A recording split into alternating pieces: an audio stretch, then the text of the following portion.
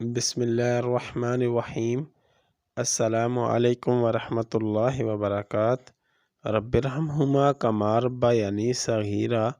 اے میرے رب، میرے ماں باپ پر اس طرح رحم فرما جس طرح انہوں نے بچپن میں مجھ پر کیا تھا۔ نماز فجر کے بعد کی دعا۔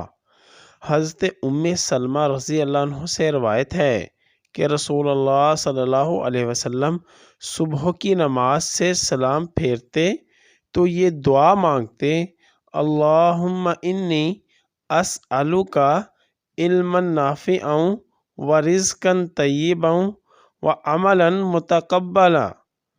ترجمہ: اے اللہ، میں تجھ سے نفع دینے والے علم اور پاکیزہ رزق اور قبول کیے گئے عمل کا سوال کرتا ہوں۔